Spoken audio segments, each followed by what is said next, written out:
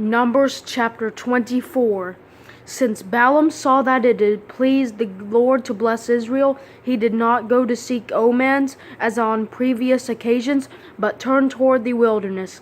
When Balaam looked up and saw Israel encamped tribe by tribe, the Spirit of God came on him, and he proclaimed this poem. The oracle of Balaam son of Beor, the oracle of the man whose eyes are opened, the oracle of the one who hears the sayings of God, who sees a vision from the Almighty, who falls into a trance with his eyes uncovered. How beautiful are your tents, Jacob, your dwellings, Israel. They stretch out like river valleys, like gardens beside a stream, like aloes the Lord has planted, like cedars beside the water. Water will flow from his buckets, and his seed will be by abundant water. His king will be greater than Agag, and his kingdom will be exalted. God brought him out of Egypt. He is like the horns of a wild ox for them. He will feed on enemy nations and gnaw their bones. He will strike them with his arrows. He crouches, he lies down like a lion or a lioness. Who dares to rouse him? Those who bless you will be blessed, and those who curse you will be cursed. Then Balak became furious with Balaam, struck his hands together, and said to him, I summon you to put a curse on my enemies, but instead you have blessed them with these 3 times. Now go to your home. I said I would reward you richly, but look, the Lord has denied you a reward.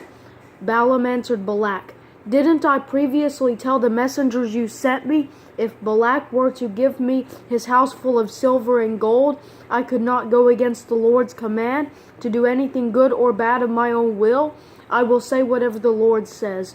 Now I am going back to my people, but first let me warn you what these people will do to your people in the future. Balaam's 4th oracle. Then he proclaimed this poem. The oracle of Balaam son of Beor, the oracle of the man whose eyes are opened, the oracle of one who hears the sayings of God and has knowledge from the Most High, who sees a vision from the Almighty, who falls into a trance with his eyes uncovered. I see him, but not now. I perceive him, but not near. A star will come from Jacob, and a scepter will arise from Israel. He will smash the forehead of Moab and strike down all the Shetahites. Edom will become a possession, Seir will become a possession of its enemies, but Israel will be triumphant. One who comes from Jacob will rule. He will destroy the city's survivors. Then Balaam saw Amalek and proclaimed his poem. Amalek was first among the nations, but his future is destruction. Next, he saw the Kenites and proclaimed his poem. Your dwelling place is enduring. Your nest is set in the cliffs. Cain will be destroyed when Asher takes you captive. Once more he proclaimed his poem. Ah, who can live when God does this? Ships will come from the coast of Kittim.